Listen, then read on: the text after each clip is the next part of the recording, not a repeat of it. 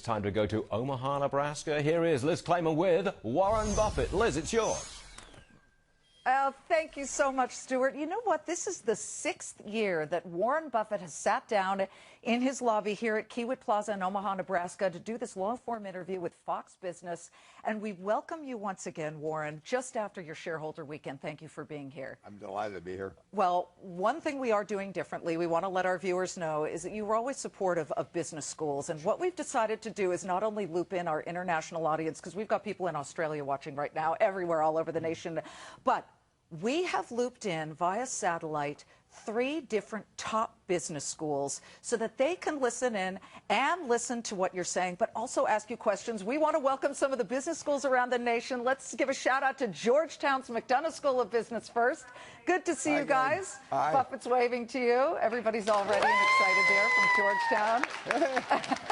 They're very excited. And your alma mater, Columbia Business School, is right there in New York City standing by. Let's hear it from Columbia. Hi, Columbia. Yeah, they're very excited to see you because you're their big star alum. And then we've got Wake Forest down in Charlotte, North Carolina. Hello to Wake Forest. Thanks for getting up early with us, all of you guys. We really appreciate it. And they all dressed in suits for you, as you can see. Hi, Wake Forest. So they're going to be listening because we know that the young people coming out of business schools always have an interesting sort of perspective of what's happening. But let's first get to your meeting. I love to always ask this as your first question. Number one, your stock. Let's take a look at Berkshire Hathaway stock right now. Once again, the market just opened a few minutes ago.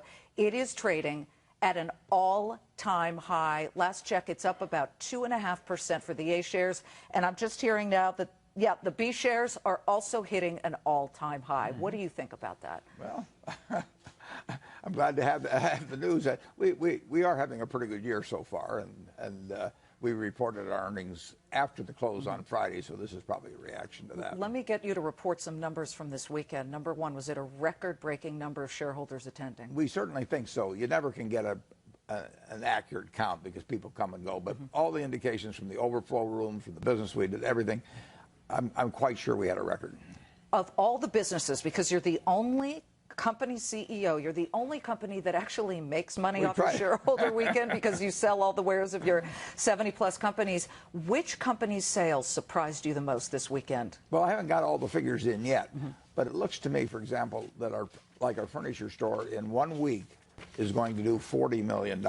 And if any of you are running furniture stores, $40 million in a week is extraordinary. We did $8.3 million on Saturday, but all of our business, we sold more Geico policies. We sold more of everything.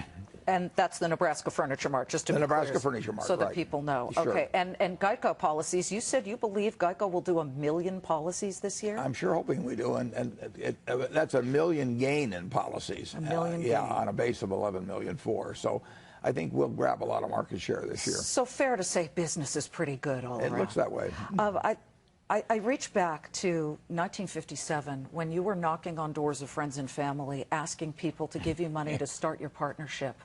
Did you ever imagine that Berkshire Hathaway, and you announced this weekend, would be the 5th largest business in the United States behind ExxonMobil, Apple, Google, Microsoft? No. We just kept putting one foot in front of the other. And if you get a long enough runway, you know, it just keeps compounding. But I did not expect it, Liz. Speaking of compounding, the Omaha World Herald, which you now own, actually did some math, and they were saying that, listen to this, you guys, $20,000 invested in 1969 in Berkshire Hathaway and Warren Buffett would equal $75 million today. Is that about right? Or you thought it was more? Yeah. How many dollars? $20,000. $20,000 would have bought 500 shares of the A stock. Yeah. So that would be about it. They also pointed out people whom you asked to invest, and they didn't back then.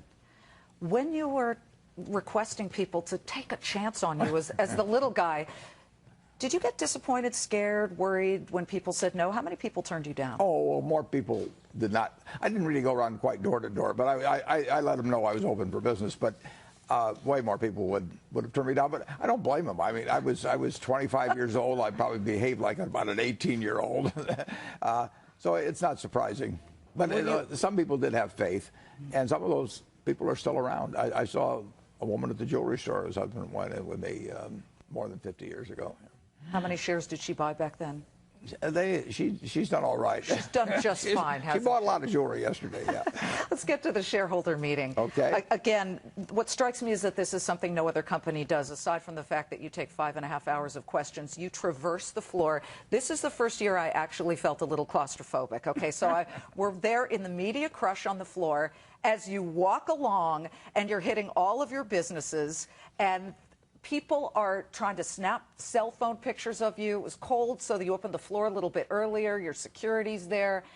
You never get concerned or nervous in those crowds? No. It's fun for me. I love to see the shareholders, and they all call me Warren. I mean, it's very enjoyable. Well, of all the things you've always played the ukulele, you've ridden on a steer, but this year you did something a little different. And I don't know if people saw this, so we really wanted to show them. You twirled a basketball with a Harlem Globetrotter named Franklin. I got a little help. Yeah, he helped you a little bit there. Look at that. Did you ever play ball in high school? Well, very poorly, but the Globetrotters were in town about a month ago, and I had a good time with them. They got one fellow that's 7'8" called Tiny. Yeah, what would your name be? I'm not sure. Probably terrible. Well, I look at that and I say, were you ever an athlete? No, you were not an athlete. I always liked sports, but I was never any good. You had strength in other things. Let's get to the seriousness of what you do at the shareholder meeting. And you took about 5.5 hours of shareholder questions, and this time you did something different as well. You invited short seller Doug Cass of Seabreeze Partners. I was talking to some shareholders afterward. I know the intention was to have him ask you some tough questions. Sure. They felt his questions were a little convoluted, and that you and Charlie kind of ran circles around him. What did you think of Doug's questions?